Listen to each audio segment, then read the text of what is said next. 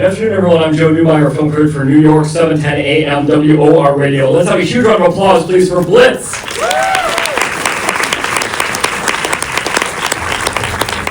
had the honor, of course, of being the closing film at the 62nd New York Film Festival. And now it is my honor to welcome Elliott Heffernan and writer, producer, and director Steve McQueen.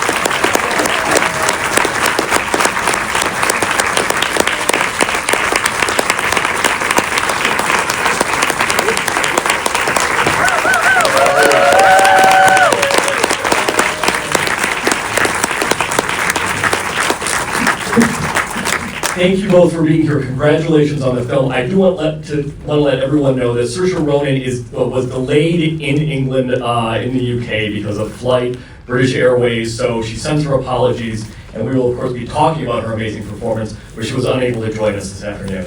But guys, congratulations on the film. It is so powerful and so intimate in so many ways. Steve, let's talk about, because there's a lot of ways that you could have kind of gone with this story, and I want to know why you decided to kind of tackle World War II from such an intimate and familial perspective of a mother and son. What was that the impetus for you on that? Well, it's the sense of the classical, the sense of the familiar, but obviously very, very different. What Rita and George had to sort of endure, and how the family was made is obviously very different to most of the times you see that kind of narrative, especially in the environment of London, 1940, in the Blitz. And I was just interested. Again, this is a kind of like a family drama, but at the same time, it's a historical sort of in the historical landscape. So the whole idea of going hot and cold, the whole idea of going intimate and epic was very interesting for me. Because again, it's the heart, it's love, which is the main thing of this picture, love, L-O-V-E, within the unfortunate landscape of difficult and unfortunate landscape of war. Yeah. And also through George's journey, of course, of picaresque, we sort of see multiple different personalities through the tapestry of the people that he comes in contact with, and the worldview of all of them, right? That gives a different perspective and be able to see it through his eyes, right? For sure. I mean, again, there's a kind of deliberate situation in the sense of wanting to make a movie which is seen as some kind of something you think maybe you've seen before, so a classical story, but obviously not, because how people are seen on the picture, on the screen, no one's seen that before. And that's exciting for me, because that's, as a filmmaker and working with great actors like Elliott and Saoirse and Stephen Graham, you could do things within that narrative which sort of can be sort of, how can I say, in a way, if I didn't do this movie, it wouldn't be made in the sense way, just because, why wasn't it made before? Because this information is all there, it's so rich, it's so beautiful, and I just wanted to see that. I wanted to see that movie because that movie didn't exist. Right, exactly. And ladies and gentlemen, Elliott Heffernan, let's have a round of applause.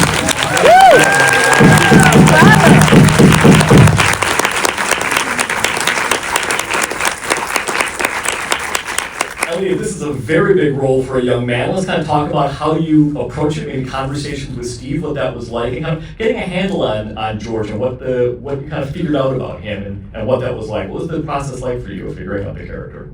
Well, at first I didn't really know much, but as filming went on, I learned so much more about the perspective and the type of person that George is. My acting coach, Simon, really helped me with that. He helped me understand how to be a character. And he always said, you're not pretending to be someone else, you're being yourself in someone else's shoes. So it just kept going on. Steve kept telling me, do this, Elliott. And eventually, I think I just became George. Elliott was kind of gone, and then George was here. What about the intense scenes? Because there are so many moments in this film that are both emotionally intense or physically intense in a lot of ways. How did you kind of handle that? Obviously, your first acting role, what was that like? So the stunts, I didn't find them intense. I found them really fun. I was 9, and running whilst there's fire and being drowned was something that I found really fun. But the other intense scenes, where it's emotionally intense, I had to like get in the zone, and my acting coach would help me understand what's going on. Steve would be like, focus. But overall, I mean, they weren't easy, but in the end we pushed through and it made this wonderful film. I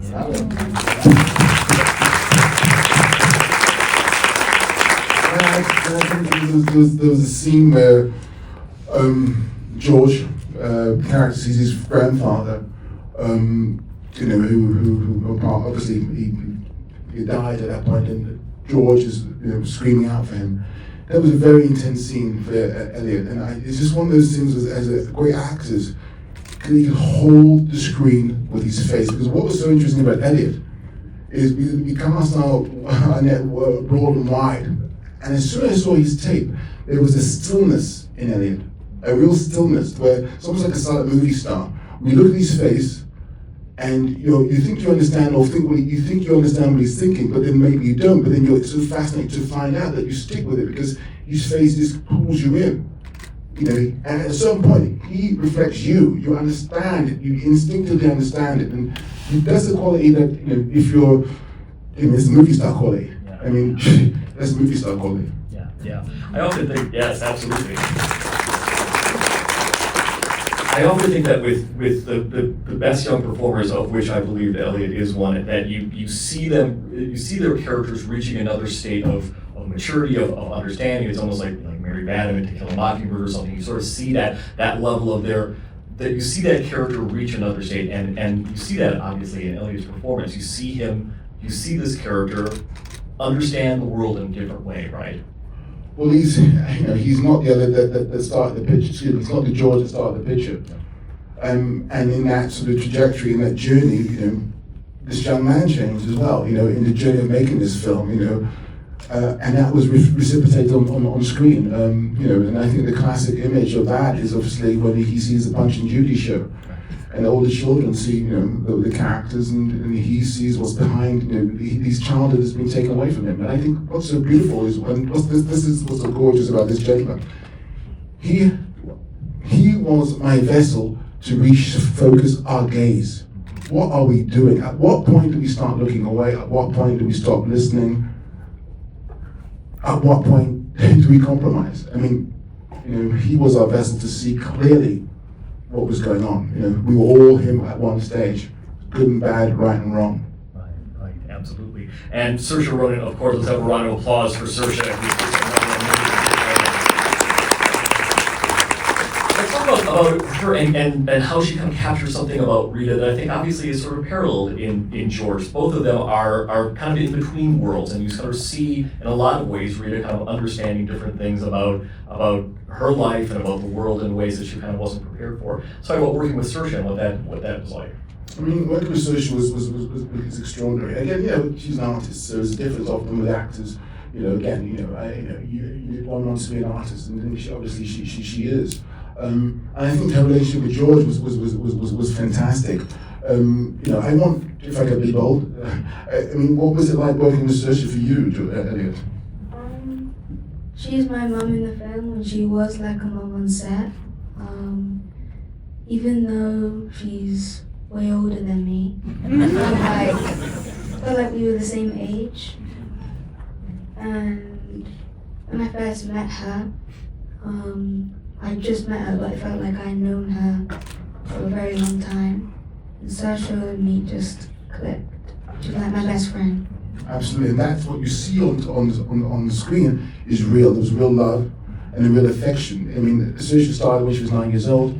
Elliott was 9 when he was 8 when they started filming, 9 when he was doing the film. 9 when he was doing the film. So she took him under her wing, and there was this real, what you saw on the screen is absolutely real. You can't, as a director, sometimes you got to get out of your own way. The whole half of the day of being director is getting out of your own way and allowing things to happen. Actors, if you got that chemistry, Is it in focus? Is the mic on? Let's shoot it. That's it. Right. And you see that love on screen so beautifully, exactly elucidated. I want to call out obviously this amazing ensemble as well. If we could have a round of applause for Paul Weller, Stephen Graham, Kathy Burke, Harris Dickinson, Haley Squires, Lee Garrett, the entire ensemble.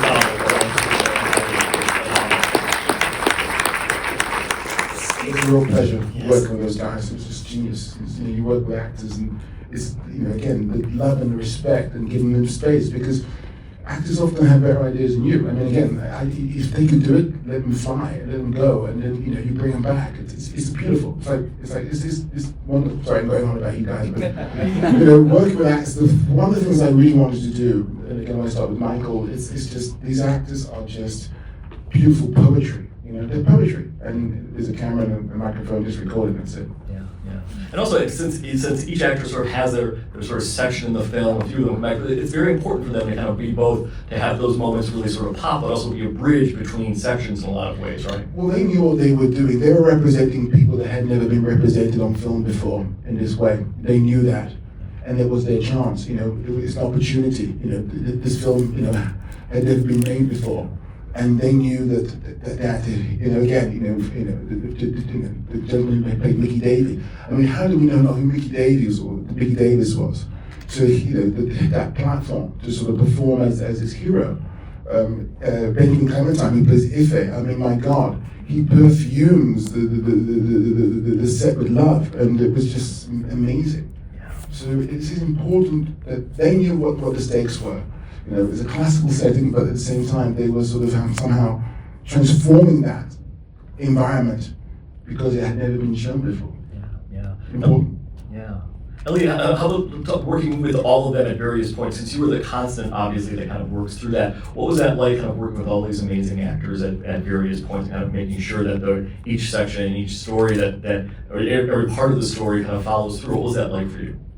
I really enjoyed meeting all the new people.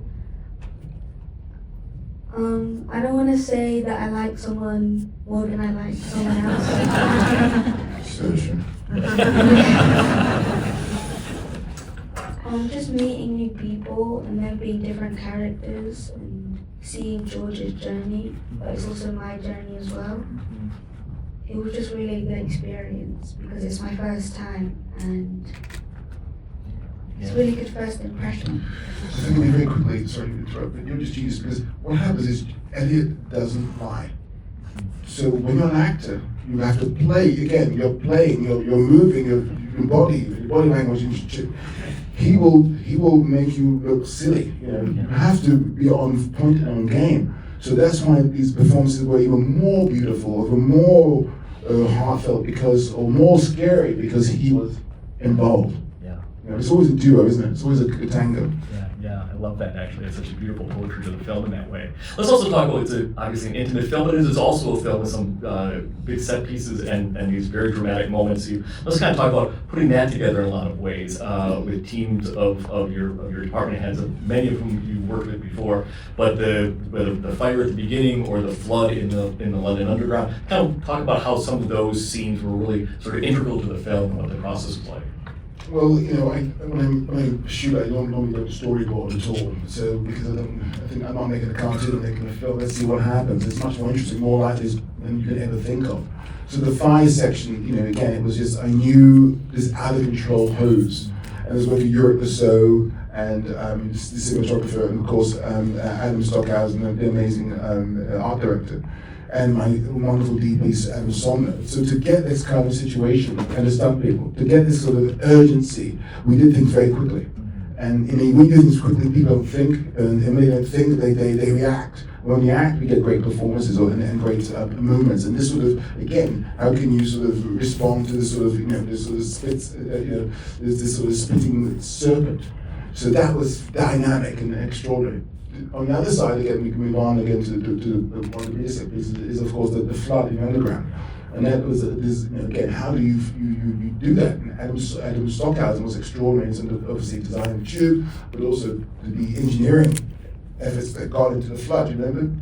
So it was just, and of course the choreography with all the extras, with ensemble, my assistant director, and of course you're at the side of the camera. So also the extras were extraordinary.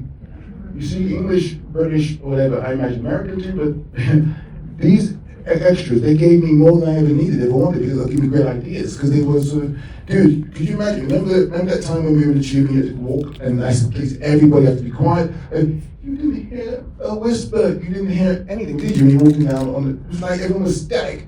You know, you had, I don't know how many, 200 odd people. Right? I mean, it sounds silly to say be still, but you know, come on, you know, it's like. And it was just amazing, and especially with the floods too. Sorry, we went on a bit, but I'm just praise extras. You never get that front. Yeah, come on. Yeah, no, it's absolutely. They make the movie. They make the movie. Especially a historical film like this, where you've got to really kind of have a sense of The movement. Right? Yeah, the movement of your body. You can't be contemporary. You know, it's extraordinary. Yeah. Let's also talk about two important collaborators, of course, of yours that returned for this: costume designer Jacqueline Duran and composer Hans Zimmer. Amazing work from them, as with everybody in the film. Let's kind of talk about working with them a little bit, kind of making sure that they had all of you were on the same page, and what the conversations were like in that sense. Great. I mean, again, with Jacqueline, I mean, I often think with costume designers, they are often the most intelligent people on the set, because, you know, again, as a director, you know, I don't make a picture, you know, 2 or 3 pictures a year, or how many pictures these guys make. So, you know, they're mostly the most sharpest people. So I've had Jacqueline talking and having these wonderful conversations, because I like open sets. I'll take a good idea of anybody, you know, because if you're open, if you're free to sort of have a conversation and be heard, then people are more likely to say something. It's about that collaboration, and Jacqueline is extraordinary. Again, the detail and the sort of research, and again, when you get detail and research, you can make a character. You can make a character similar to Rita and her. Because I always thought that Rita is a woman who wants to hold on to her sexuality and humanity. And the way she holds on to humanity is her sexuality. So she had this sort of painful skirt with this sort of the tweed sort of jacket. So those kind of things, because you know you don't want to surrender to the situation which is around you. You want to keep your humanity in this, and style was hers. So talking to Jacqueline about that and other things. I could go on all day, but I have to cut it because I'm going to talk about Hans Zimmer.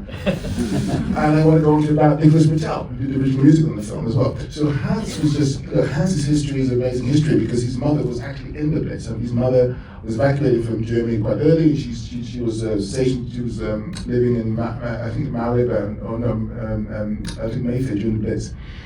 And then she went back immediately after the war. She became a translator. She met her husband, and unfortunately, within 5 years of Hans being born, he died, and Hans went to boarding school. So he understood George in a way. He understood that dynamic in a way of being sort of separated from your mother, and it was a beautiful talking to him about the music. So there was urgency. He understood the urgency, and again, if you see with her with the score, it sort of evolves. There's a sort of kind of evolves from it, because the first thing you hear is actually what was it? In England we had little kids playing recorders. It's a symphony of recorders, and it sort of amalgamates into this amazing thing at the end. Sorry, I'm speaking very quickly to get everyone in. And then of course there's Nicholas Britell, who's extraordinary. Again, it's the same partnership I used for 12 Years a Slave. You know, Hans the score. Nicholas Britell did the original music for the film, and you know he was always talking to me about brighter days or things always about sitting side of the street. You know, in the wartime it was always tomorrw will be better, whatnot. And then I had this idea very early on about this song that Saoirse was going to sing called Winter's Coat. My father had died 18 years ago, and I was left with his winter's coat. And the whole idea of putting that coat on and being embraced by someone who wasn't present, the whole idea of having that physicality, kind of, and I just thought that could be an amazing sort of idea for a coat. You know, popping up your collar, and it's almost like a hug, an embrace. And myself and Nicholas Britell and forgive me, Tyrone, would you believe jet lag? So please forgive me. I'm missing this amazing writer who co-wrote that song for me. With Nick was involved in it too. So could you forgive me my jet lag? Please. Okay, she's extraordinary. I met her last night for the first time. We've been doing it obviously because the traveling and whatnot. Extraordinary. Again, it's this real deal. So when people feel something, they write genius. And it does make you feel so many ways, and that song in particular, and all of the score is so powerful. To wrap up, Rita and George's journey, of course, is so resonant for today, and I think in so many ways. I'm gonna ask you both, and Elliott, I'll start with you. What do you hope people take away from the film? What do you want audiences to take away, Elliott, from the movie? What do you hope that they feel? So the moral of the movie is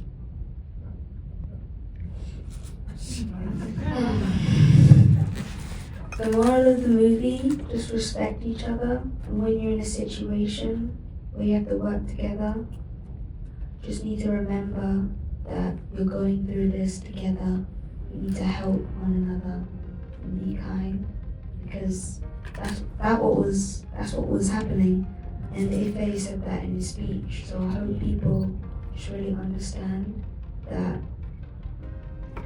when we're banded together, we need to work with each other to get through the problems. That's right. Absolutely.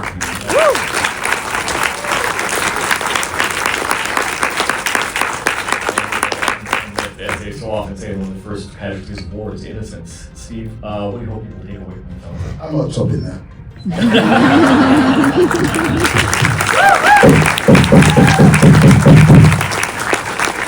We take away so much from this film. I just want to mention to everybody that the film is starting theatrically on November 1st, and then it's streaming on Apple November 22nd. So definitely keep an eye out for it. And thank you both so much for being here. Ladies and gentlemen, McQueen, Elliott Heffernan, the film is Blitz.